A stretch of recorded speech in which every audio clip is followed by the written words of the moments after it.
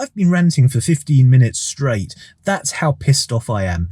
If by any bad luck you find yourself in Matlock and are considering using Peak Rail and having a steam train experience, don't.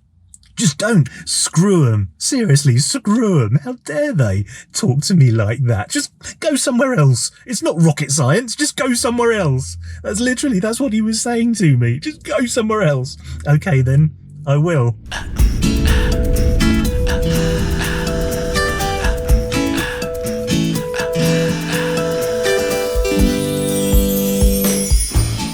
I'm Kit, and this is my camper van, Willie. In September last year, I joined the VanLife community in the UK, exploring the local woods, parks, rivers and waterfalls in the nearby counties, and having a few hair-raising adventures along the way. In the previous episode, I walked up a steep hill, and pointed at a stately home, and sat in a strange position, and watched a child fall on his arse, and saw the real-life squirrel nutkin. Please subscribe to stay abreast of my ongoing van life journey.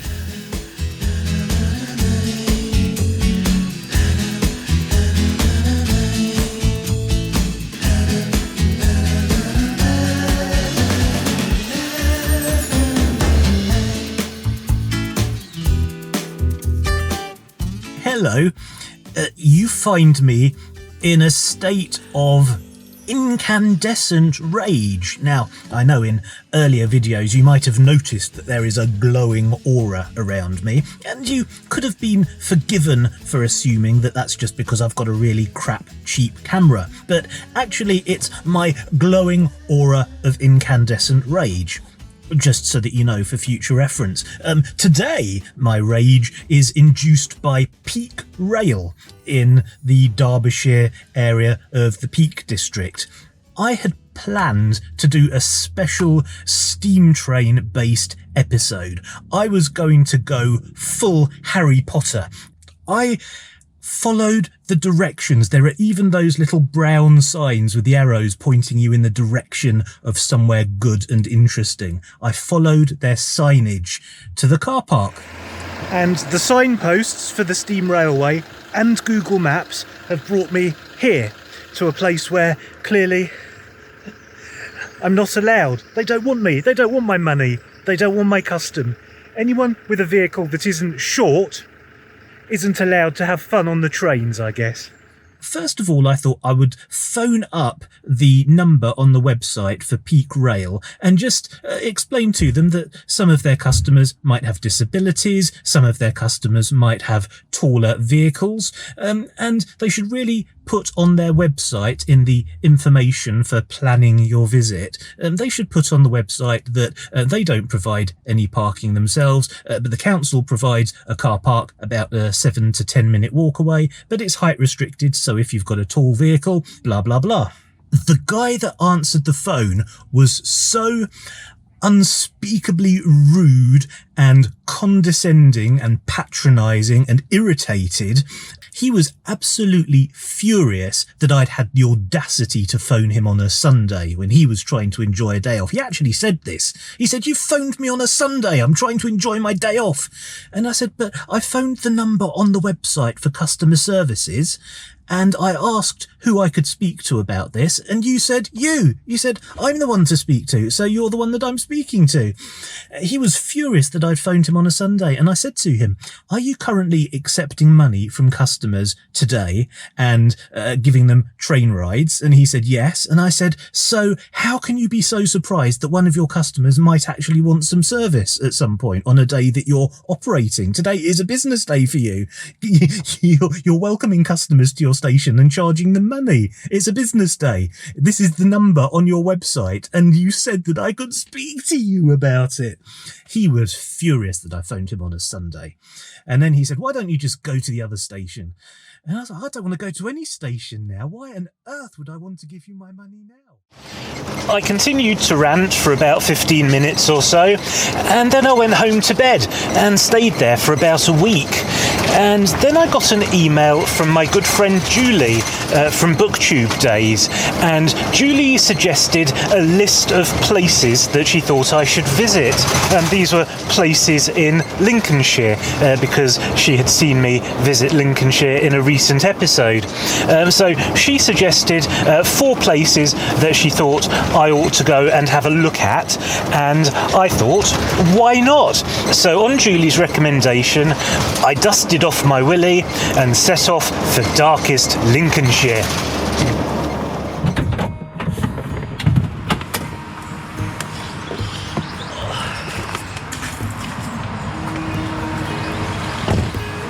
I just got dripped on.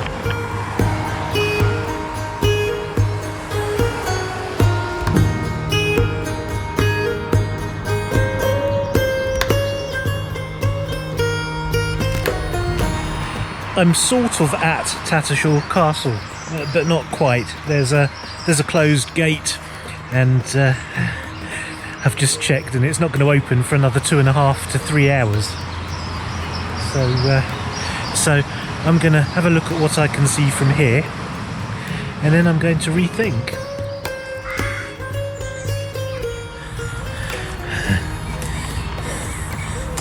Ow! Oh, ow!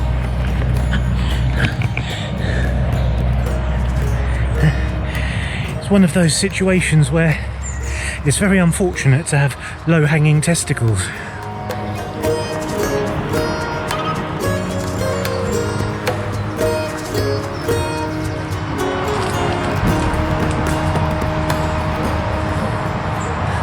Well, I found the castle. It's a lot smaller than I expected. It's kind of narrow and tall. It's kind of like that. Still, it's pretty. I like it. I wandered off then as if I was actually going to go somewhere. The truth is, I have nothing to do for the next 2.5 hours. I'm just going to wander around and look at it from a distance. There are mosquitoes in here. Bloody typical, isn't it? It's extremely moist, both outside the van and within. It's wet, damp, rainy weather, but also very warm and humid and muggy, sticky and uncomfortable. And of course, that brings with it swarms of mosquitoes, 12 million of which I've just allowed into the van after my little walk around the grounds.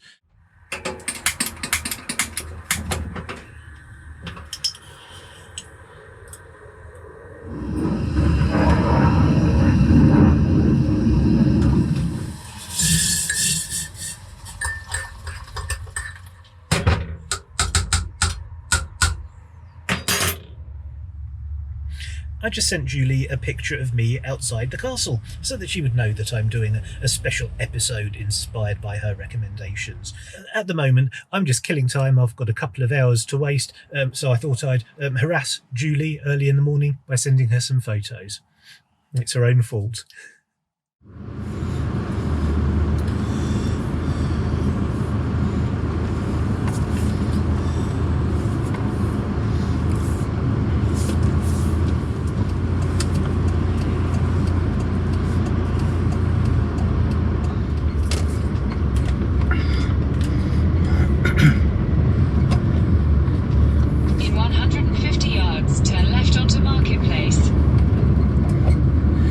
Okay, here's what's happened.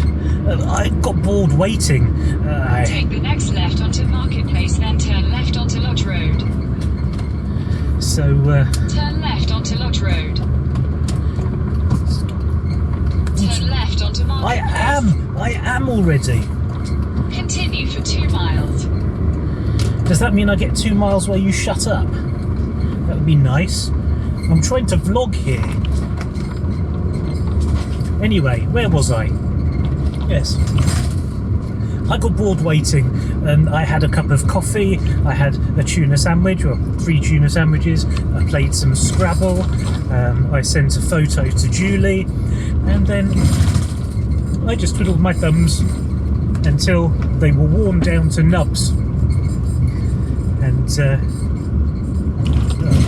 now I'm going somewhere else.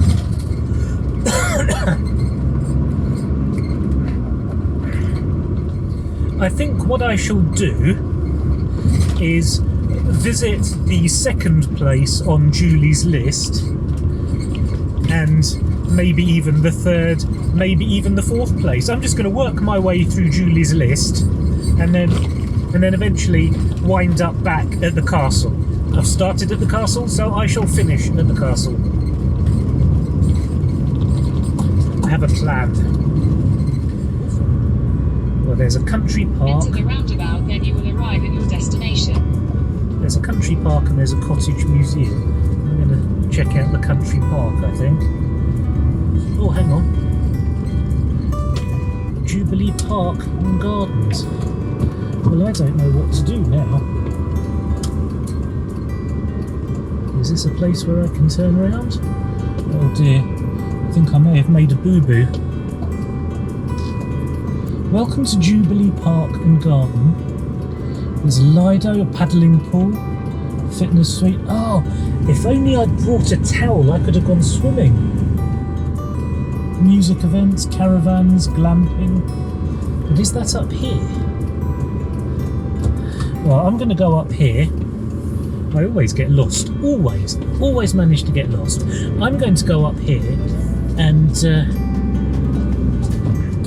see what's up here, and if not, I'm going to turn around because I just passed the third item on Julie's list. Ooh, Julie's list. That's what I could call this episode. Julie's list. Has a Schindler feel about it. That's cheerful. I see old people doing some sort of yoga. Now I'm in a cricket club. I don't want to be in a cricket club. Cricket is the worst invention apart from golf. I'm just going to turn around here. This doesn't look like my cup of tea at all.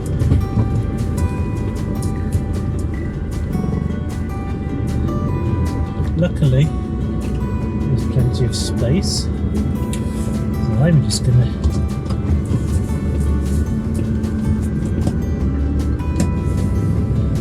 oh shit, this is no entry. Oh, fuck. Okay, well I'm now going the wrong way down a one-way street. I'm going to go back the way I came because I saw a sign for Kinema in the Woods. And that's going to be much more interesting. Well, it's only just gone 9:30 in the morning, so I imagine that everything's closed. So this is the tea room. Right. This is all making a lot more sense now. I don't need the private car park, I can just park here.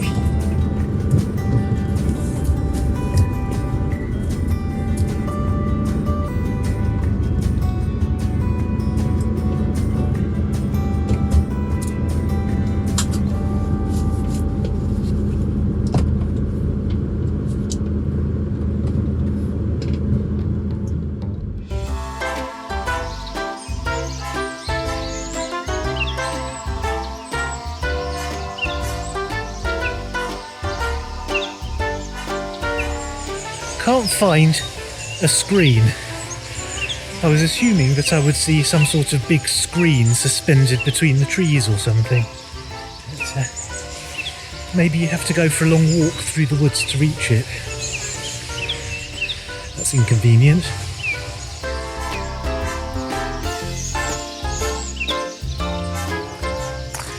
So I'm just sort of wandering around, looking for a screen. You know how it is.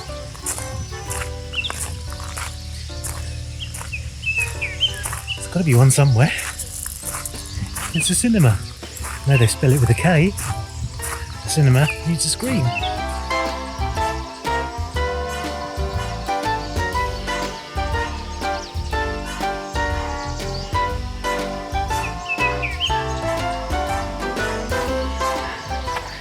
So where's the screen?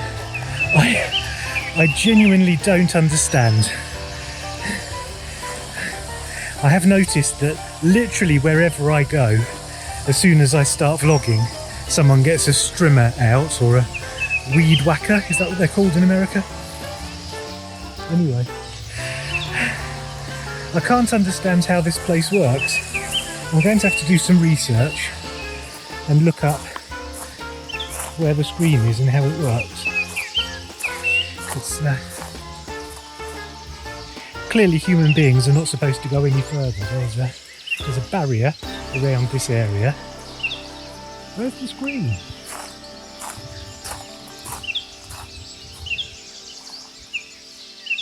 Well, I've just had a quick Google, and it turns out that the Kinema in the woods is a kinema in a building in the woods.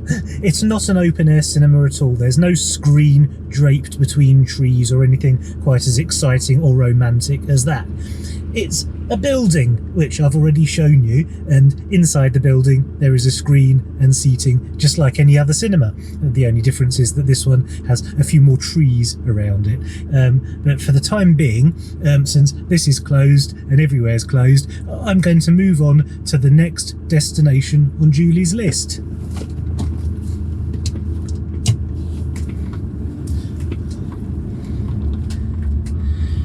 And this time I've got a front-facing camera so that you can see where I'm going.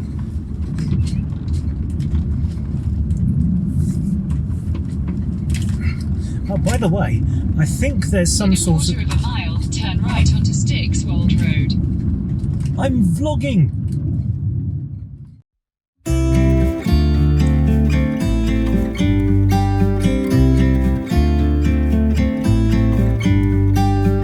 About to leave, already packing. Come with me, I'm not really asking. We'll get away to a place where we don't know.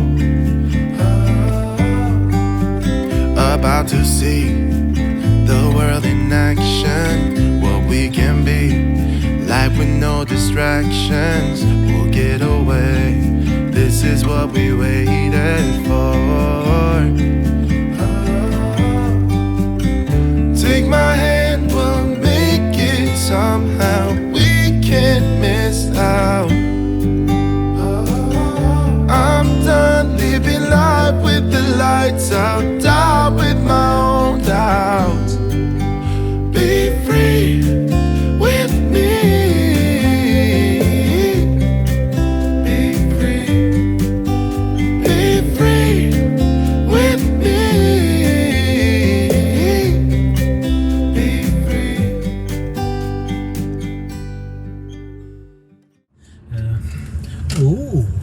Well, I'm seeing a half-timbered Tudor-style building. It's mock Tudor.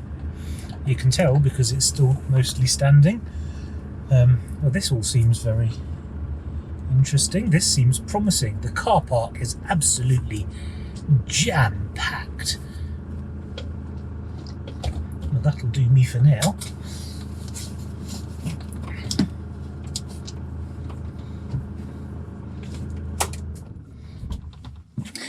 So, briefly, just to explain why Julie sent me here to the Petwood Hotel, this was the home of the 617 Squadron, which you may think you haven't heard of, but actually you have, because they were the Dam Busters.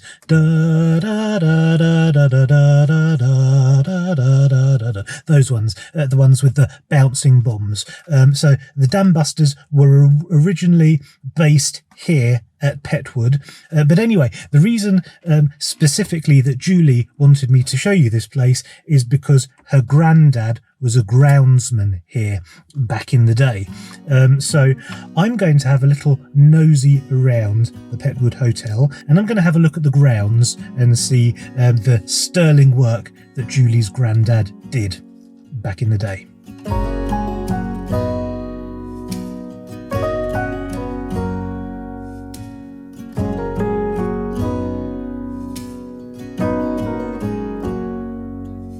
If I wrote you a song every word perfectly weighted on a thin piece of paper. The Petwood Hotel was built in 1905 by Sir Archibald Weigel and his wife Grace Emily. If I wrote you a poem, if I posted... It's called Petwood because Lady Weigel chose her favourite, or pet, wood for its construction.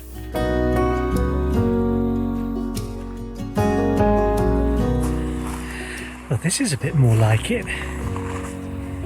Is it maybe because Much more my speed. quite where I was, then suddenly you told me, baby, Well, this is really rather lovely, isn't it? Julie, your granddad did a fabulous job. we'll make it through. Tell me you're the one for me now, 'cause what am I supposed to do?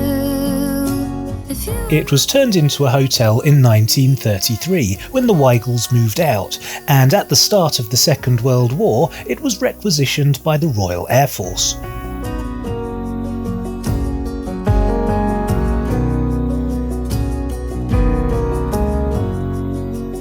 If I told you that I don't know where I'm going, don't know what to say, but I go without knowing.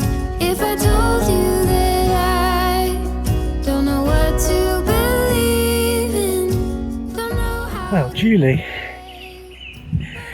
your granddad did a great job. I'm really impressed with his sculpting, his topiary skills. Your granddad seems to have been a multi-talented fellow. Not the one for me, then tell me now what I could do. Tell me you're the one. Considering that it started off rainy and miserable this morning, it's turned into an absolute scorcher. One for me, and I'm the only one for you.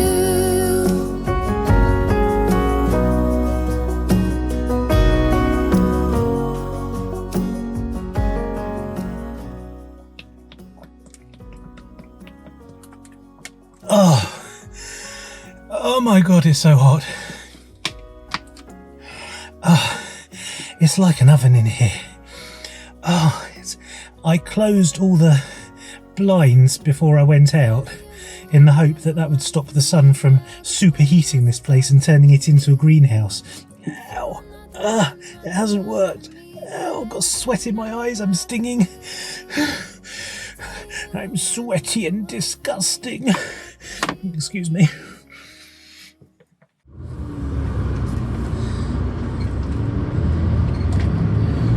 Well, that was a fabulous visit.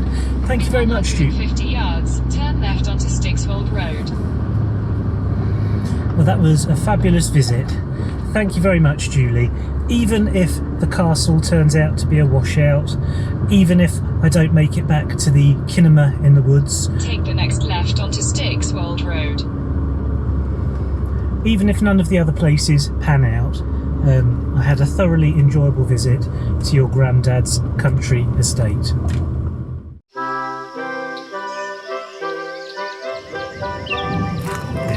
Wonderful.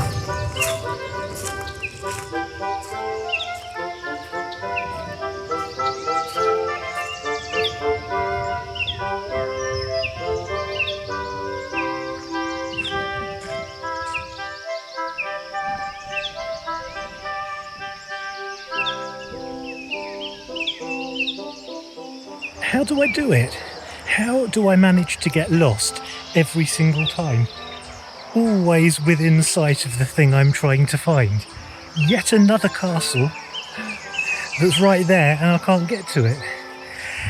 The woman who sold me the ticket even said, straight through there, straight through that door. She pointed me through a door. There was one door. I walked through the door and I've ended up in a wilderness with a moat and stinging nettles and brambles. Surely she doesn't expect me to walk along this wall to get to the castle. I don't understand. Okay, there's a hedge. I think I was confused by the hedge.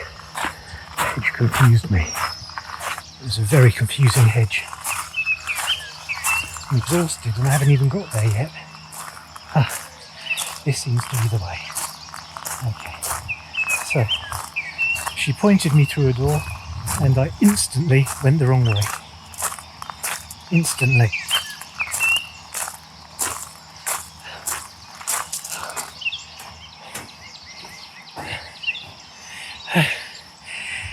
Have I mentioned I've got a bad back? Ow.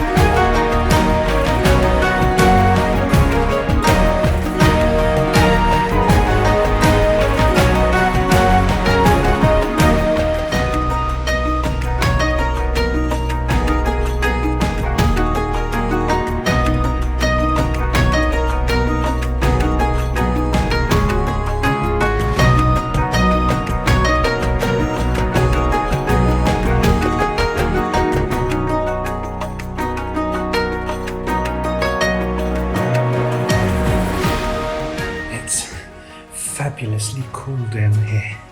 That's such a relief after the heat and humidity outside. It's it's lovely down here. I'm in the basement, which is appropriate because I may have mentioned once or twice I've got a bad back, so I'm the gimp in the basement. It's very fitting.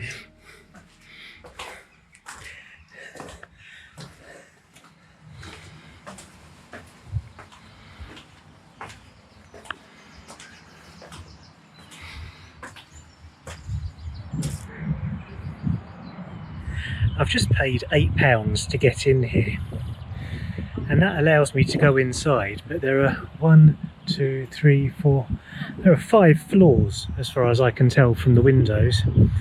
That's a lot of stairs. I don't know if I've mentioned yet that I've got a bad back.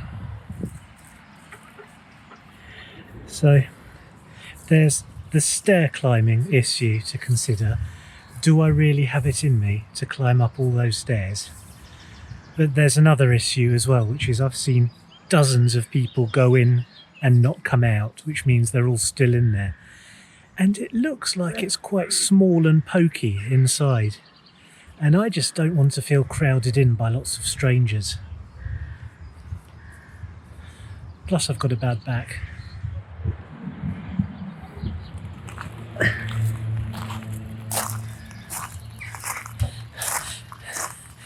Sod it, I'm going in. This looks bad. This looks really bad. Thank you.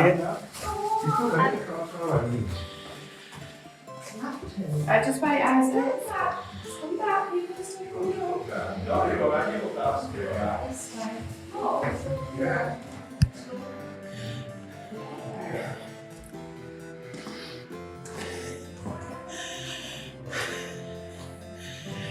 I'm trapped. It's happened to me again. It happened in Bolsover Castle. I got myself trapped in a little corner room, a dead end. And it's happened here. Well, I made it to the first floor, and it looks kind of boring. There's not a lot of stuff in here. I'm not going to climb up another 4 floors. I've shown willing, done a little bit of inside visitation, had a look at some brickwork, got coughed at by a stranger, and I think I might make my escape before I catch anything.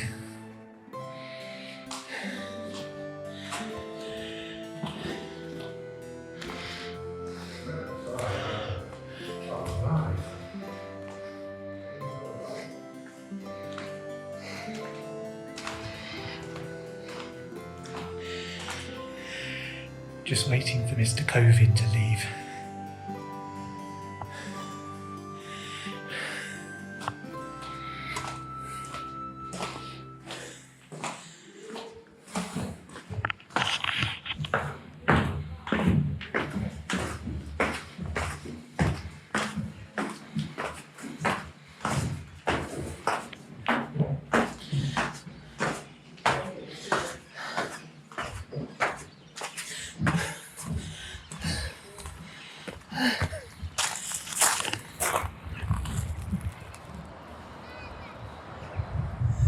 I just visited Tattershall Castle on the recommendation of my friend Julie from BookTube.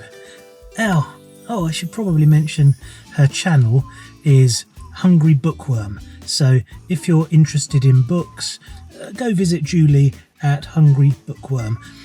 Anyway, castle's okay. It's quite pretty from the outside, quite boring on the inside. I didn't go all the way in, or all the way up, because it's very tall and I'm not. I might have mentioned I've got a bad back, and that spreads down my leg as well. My right leg is in a considerable amount of pain and discomfort, so those steep spiral stairs were the absolute worst possible thing I could do to my back. So I went up one floor just to show willing, and because I'm very bold and brave and intrepid and manly, and the manliness finished on the first floor, as is so often the case with me.